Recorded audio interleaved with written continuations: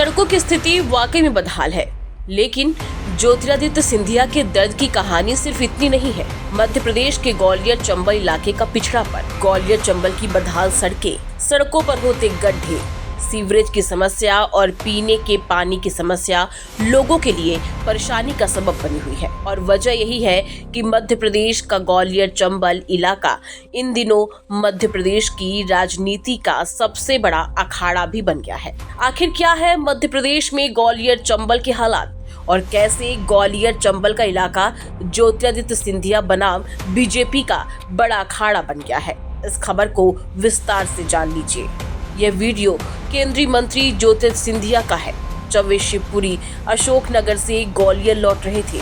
ग्वालियर लौटते वक्त उन्हें गड्ढों से भरी सड़कों से होकर गुजरना पड़ा। धूल के गुब्बारा वाली सड़क से गुजरते समय ज्योतिरादित्य सिंधिया के मुंह से भी निकल गया, सड़कों का बुरा हाल है भाई, बुरा हाल। बहुत टाइम से मार रहा था, बहुत बुरा हाल है इस रोड का। मैं खुद कह रहा हूँ ना, इतना बुरा हाल है भाई, बहुत तंग से मारे साहब, बहुत बुरा हाल है। ग्वालियर के विकास और प्रगति के लिए हम सब संयुक्त रूप से कटिबद्ध हैं। प्रधानमंत्री जी और मुख्यमंत्री जी की संपूर्ण बर्दाश्त और सहयोग ग्वालियर के प्रति है।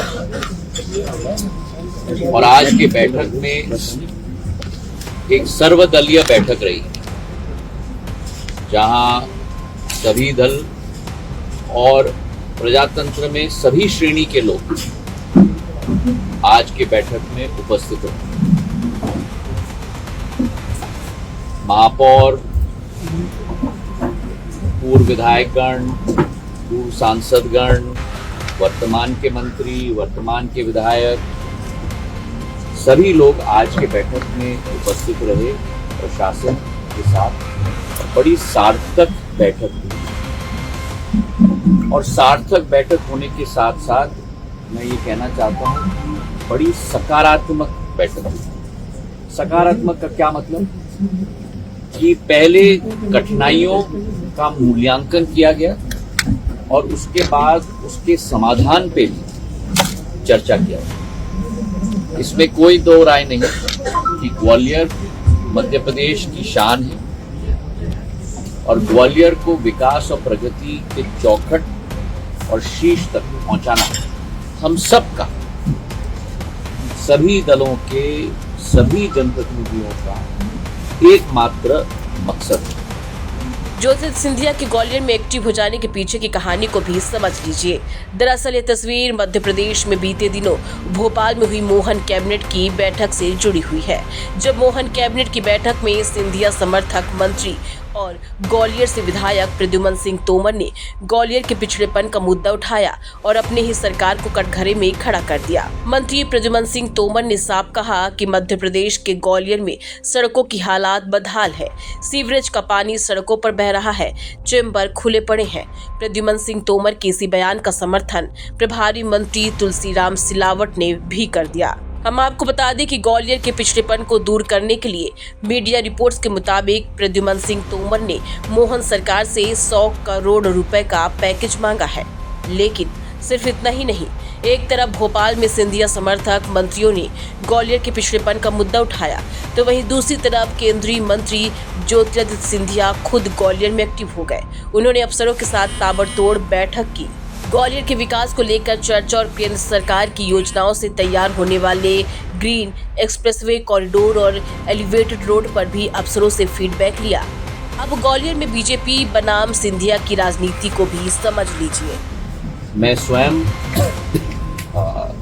धन्यवाद अर्पित करना चाहता हूं प्रशासन को, हमारे सभी जनप्रतिनिधियों को, उनके बड़े सकारात्मक प्रस्तावों के लिए, सकारात्मक उनके अपने तरफ से अपने सुझावों के लिए, जिस पर संयुक्त रूप से हम सब लोग मिलकर कार्य करें। अब 12-13 प्रमुख योजनाओं पर मैं आप सभी को और आपके द्वारा ग्वालियर की जनता को भी सूचित करना चाहता हूँ। पहला एलिवेटेड रोड, जो एक बहुत महत्वपूर्ण योजना ग्वालियर के विकास और प्रगति के साथ जुड़ा हुआ है। पहले पार्ट में टोटल 10 किलोमीटर का है, 6 किलोमीटर का मेन ट्रंक एलिवेटेड रोड है और 4 किलोमीटर की हमारी लूप्स है। इसमें वर्तमान में हमारे करीब 229 पियर्स में से, तो पियर लगता है फाउंडेशन, उसमें से अभी 76 लूप्स फाउंडेशंस अभी बाकी हैं, तो करीब 150 हमारी बन चुकी है। कई कारणवश डिले हुआ है। ये प्रोजेक्ट जून 2022 में स्वीकृत किया गया था और अगस्त 2025 तक समाप्त होना था पहला भाग, और अब अनुमान है कि ये अक्टूबर 2026 तक संपूर्ण होगा, तो आज से 1 साल ज़्यादा लगेगा। मैंने निवेदन किया है कि इसका पुराने तरीके से जब मैं समीक्षा करता था, हर पियर का अलग टाइमलाइन मैंने बनवाया था, और वैसे ही ये जो बचे हैं 76 हमारे पियर्स, इसका डिटेल टाइमलाइन बने और सभी जनप्रतिनिधियों को सर्कुलेट किया।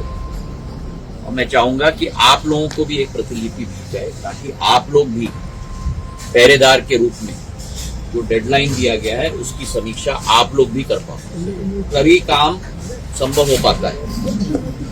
वैसे ही एलिवेटेड रोड पार्ट 2 फूलबाग से गिरवाई चौकी तक, ये 13 किलोमीटर का है, मेन कॉरिडोर 7 किलोमीटर का है, 6 किलोमीटर की लूप्स है, 12 लूप्स हैं टोटल में, और ये दिसंबर 2024 में शुरुआत की गई थी और नवंबर 2027 तक ये पूर्ण होगी। बीते दिनों ग्वालियर गुना से होते हुए बेंगलुरु के लिए एक स्पेशल ट्रेन चलाई गई और इसका श्रेय ज्योतिरादित्य सिंधिया और स्थानीय सांसद भारत सिंह कुशवाहा दोनों ही लेते नजर आए।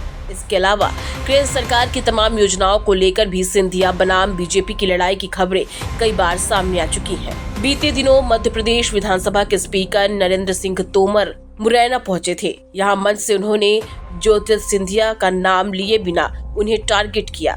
नरेंद्र सिंह तोमर ने कहा, एक नेता है जो बार बार कहते हैं कि मैं यह लाया, मैं वो लाया, और श्रेय लेने की कोशिश करते हैं, जबकि यह सामूहिक प्रयासों का नतीजा है। नरेंद्र सिंह तोमर का निशाना केंद्रीय मंत्री ज्योतिरादित्य सिंधिया पर था। अब दूसरी वजह को भी जान लीजिए।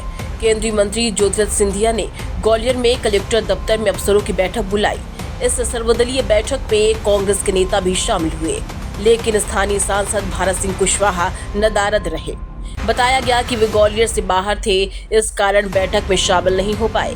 लेकिन बड़ी वजह यह है कि केंद्रीय मंत्री ज्योतिरादित्य सिंधिया, नरेंद्र सिंह तोमर और भारत सिंह कुशवाहा के बीच तालमेल ठीक नहीं बैठता, और यही वजह है कि बीते दिनों केंद्र सरकार के कई कार्यक्रमों में सिंधिया और भारत सिंह कुशवाहा के बीच श्रेय लेने की होड़ खुलकर सामने आई। अब सिंधिया की बैठक से उनकी गैर मौजूदगी को लेकर भी खासी चर्चा है। आपको बता दें कि मध्य प्रदेश के ग्वालियर चंबल में सिंधिया का प्रभाव क्षेत्र माना जाता है। यही वजह है कि अपने संसदीय क्षेत्र गुना लोकसभा सीट के अलावा भी ज्योतिरादित्य सिंधिया ग्वालियर और चंबल के दूसरे इलाकों में सक्रिय नजर आते हैं।